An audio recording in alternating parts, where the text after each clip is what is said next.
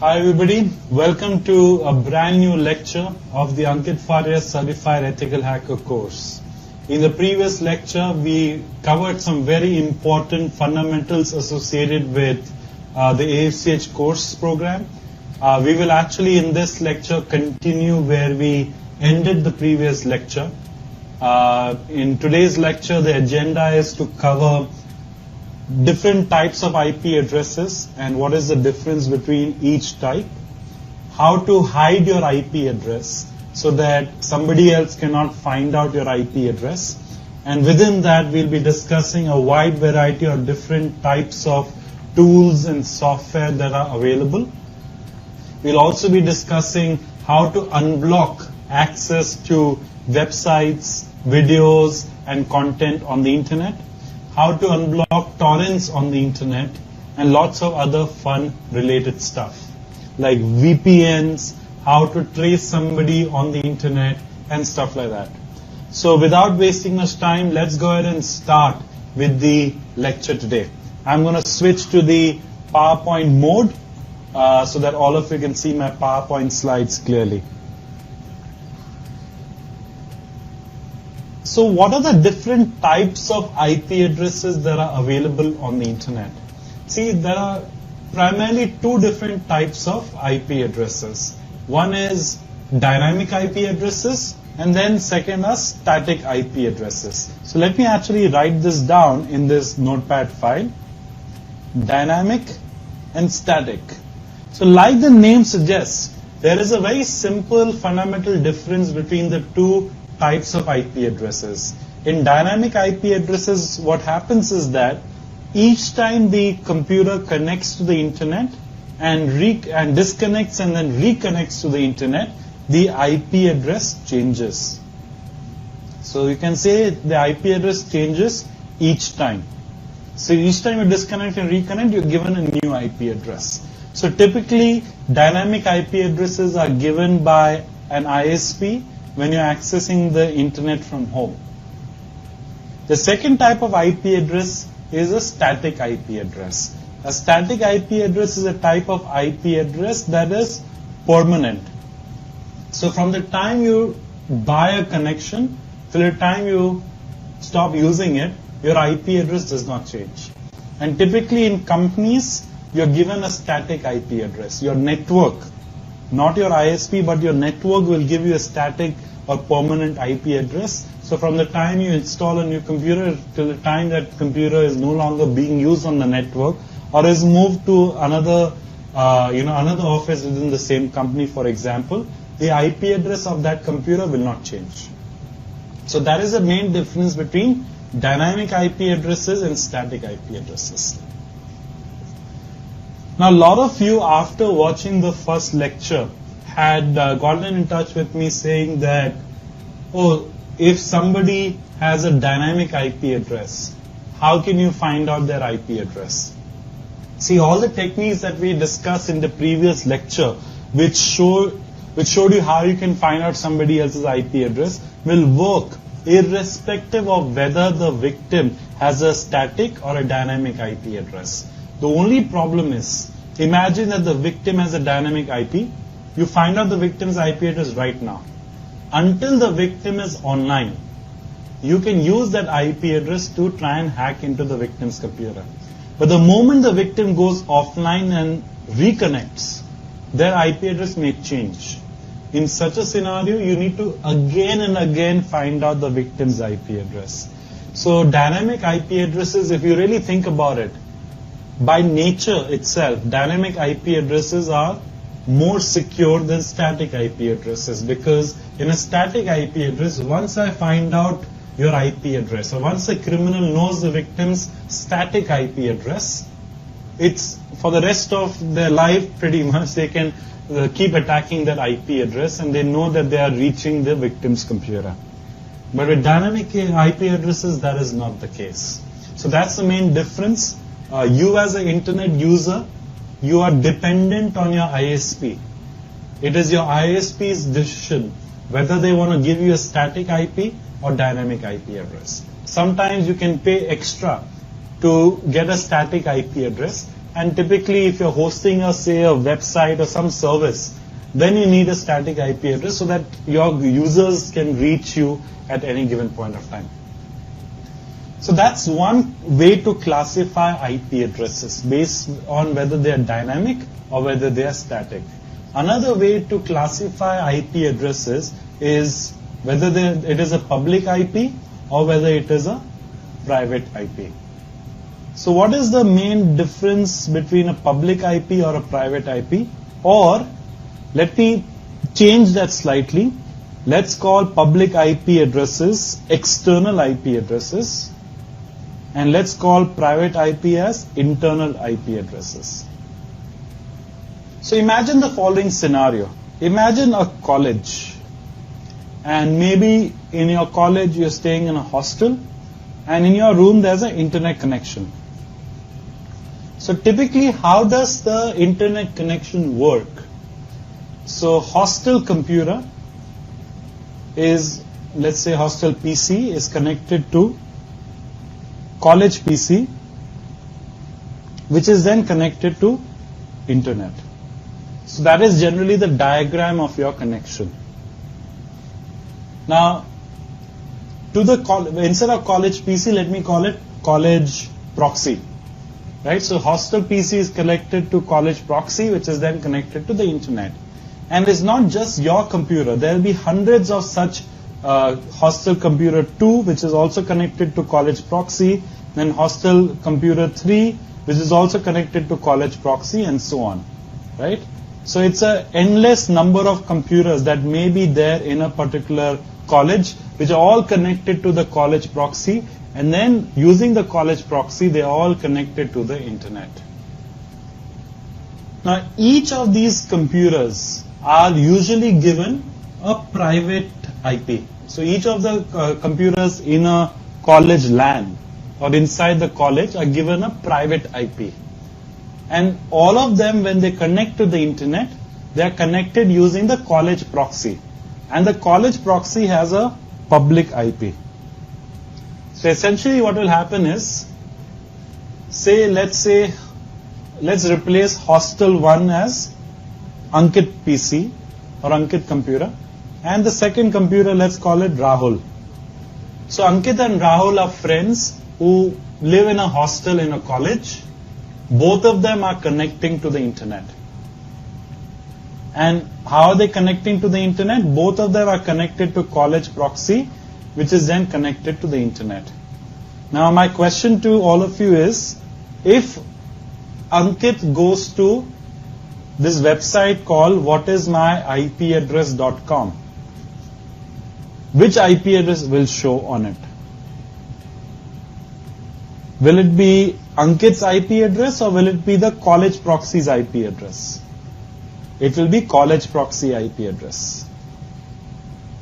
So, because Ankit is connected to the internet through the college proxy server, when Ankit opens the browser and goes to whatismyipaddress.com, the result will show the college proxy IP address, and we can call it the public IP of the college.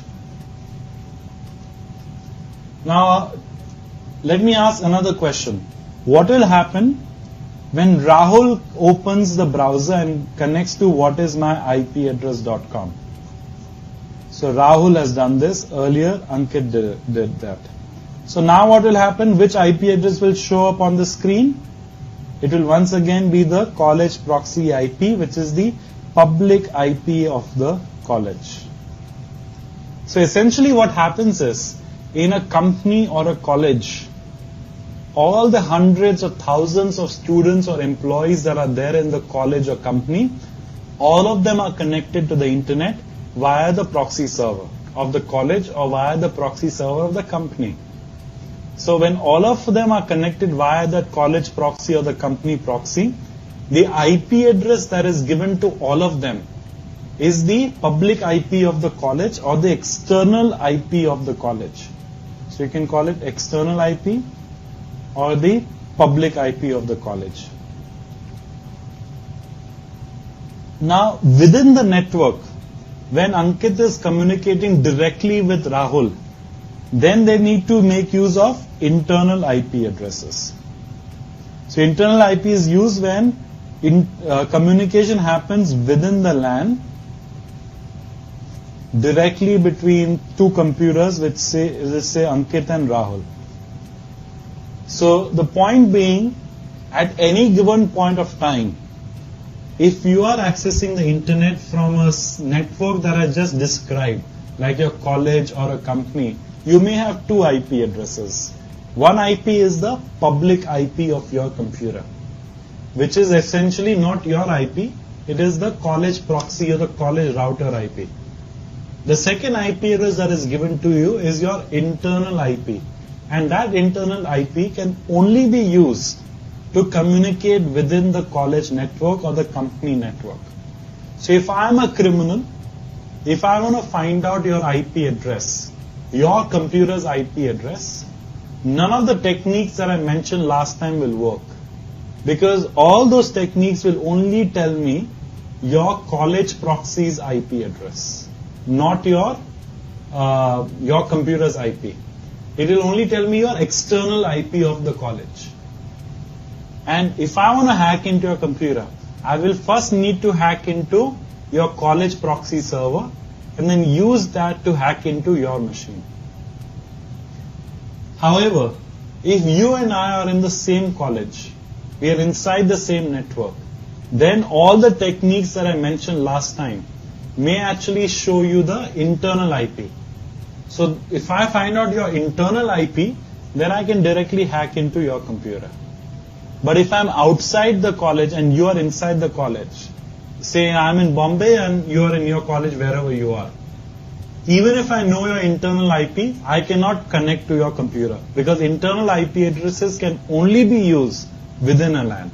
So both criminal and attacker have to be within the LAN or within the same LAN, or both criminal and the victim have to be on public IP addresses on the internet. Only then they can directly start attacking each other's computers. So let us now quickly switch to the PowerPoint slides so I can actually explain this concept of internal versus external IP addresses better. So I'd like to introduce a brand new term here, and the term is something known as a NAT box. The full form of NAT is Network Address Translation. Network Address Translation. When the internet was initially created, there was no shortage of any IP addresses.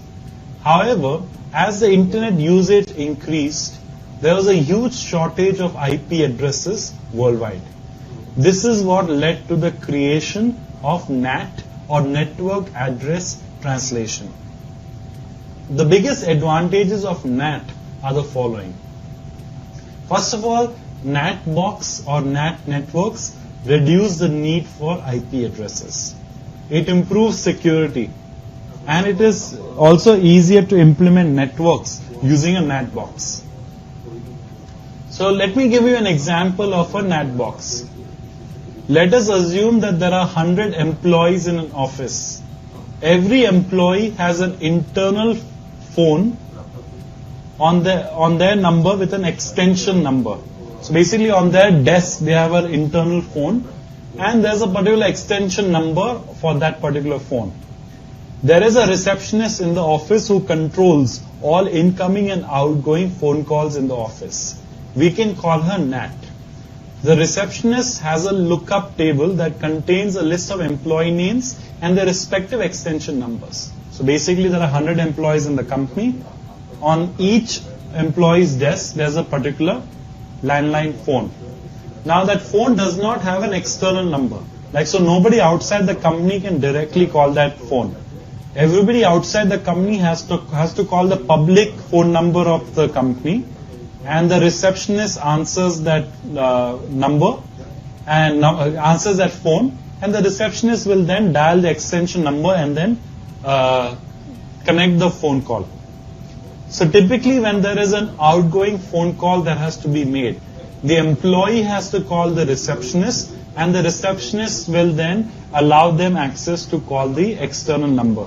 So the person at the destination number will only see the public phone number of the company and not the internal extension number. This gives you a lot of security so that no annoying person can call you back, no salespeople can call you at all. It also ensures that entire office with a single phone number, 100 employees can actually use that single phone number to make phone calls.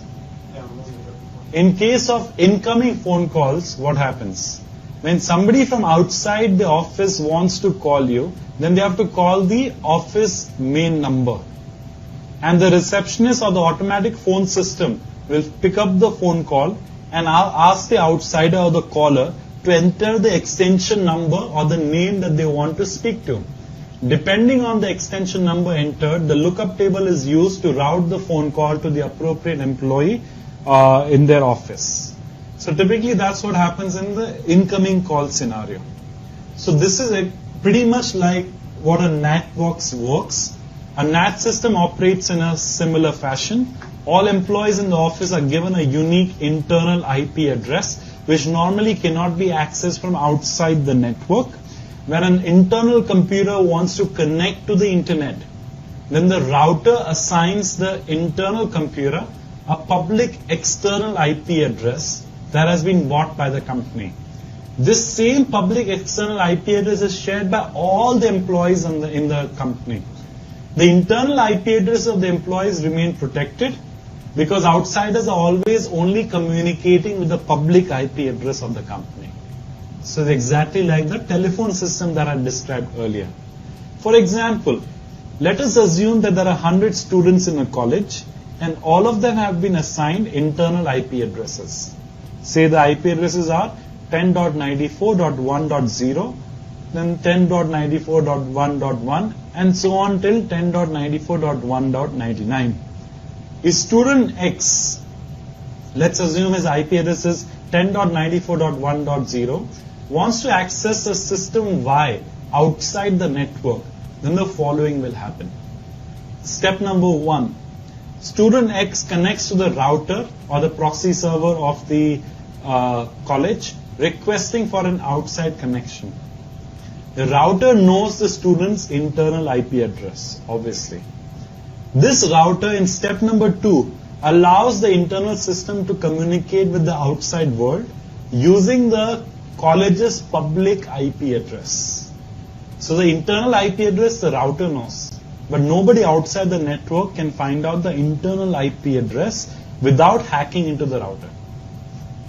The router maintains a lookup table that maps different connections made by internal computers to various port numbers. Let us see an example to make this clearer. Say there are two internal systems, A and B. Both have two different internal IP addresses. And both of them want to initiate connections to google.com, which is the same external computer. The public IP address of the network is 203.86.11.0. Right? So both the computers have the same public IP because that public IP belongs to the network. But both the computers have different internal IP addresses. So then the router will store the two connections in a lookup table in the following manner. 10.94.1.0 is stored as the public IP of the college, that is 203.86.11.0, followed by colon, followed by some port number. So let's say port X. And similarly, the second computer, that is stored in the lookup table as 203.86.11.0, the same public IP, followed by colon, followed by a different port number.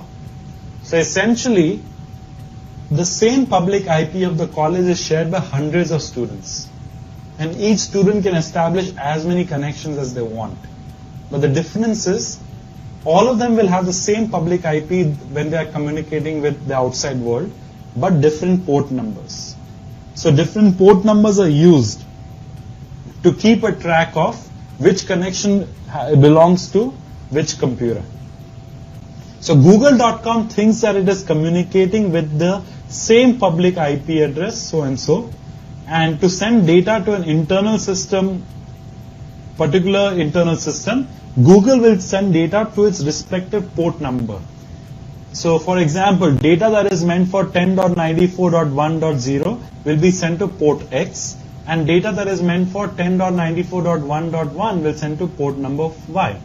So by using different port numbers of the same public IP, Google is able to communicate with different internal systems simultaneously. And at the same time, different internal systems within the same college network are able to access any computer on the internet without compromising on their security and their privacy. When the router of the college receives data from Google or the remote computer, then the data is forwarded to the respective internal system based on the lookup table. As simple as that.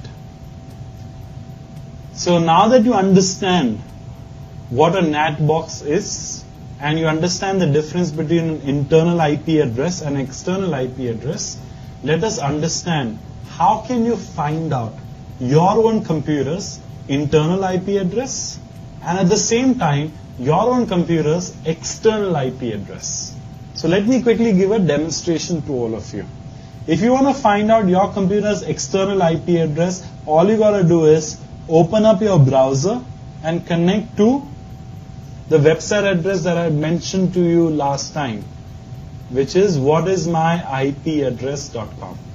So that will essentially give you the public IP of your network or the external IP of your network. If you want to find out your computer's internal IP, use the command ipconfig/all. So go to MS-DOS and type ipconfig/all, and that will reveal to you the internal IP address of your computer. Or you can type netstat-n. Netstat-n. So in this case, if you notice, my internal IP is 182.73.202.140 and my external IP is 182.73.202.140. So if the internal IP is same as external IP, it means I already have an external public IP address. So there's no difference. But on most occasions, when you try this at home, you will see a difference.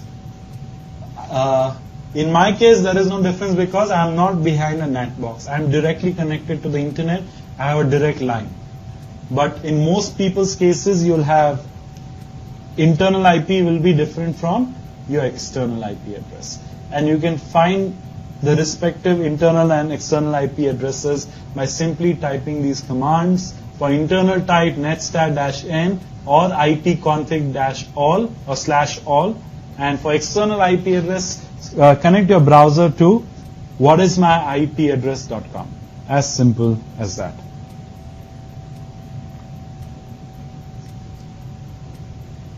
Do you sometimes feel like this, where essentially you have been imprisoned or sent to jail, where all your favorite websites have been blocked?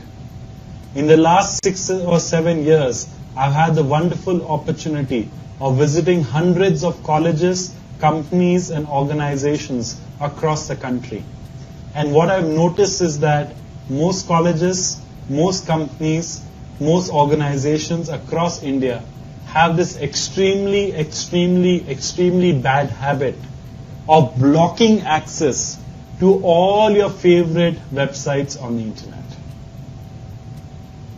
I'm sure many of your colleges and companies are doing the same thing.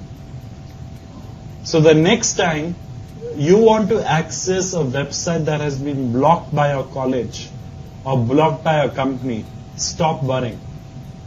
Because today I'm going to show you how easy it is for you to unblock access to all your favorite websites on the internet.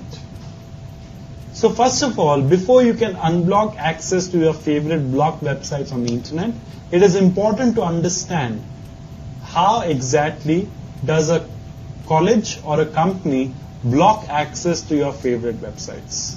So typically what they will do is they will maintain a database or a list of blocked websites. And right on the top of that list will obviously be youtube.com, facebook.com, and all the fun and interesting websites on the internet. Next, what they will do is they will monitor each and every website address that you're typing into your browser. And they will copy the website address and compare it with the list of blocked websites that they have maintained. So if what you type appears in the blocked list, you get blocked, you can't access the website. For example, if you're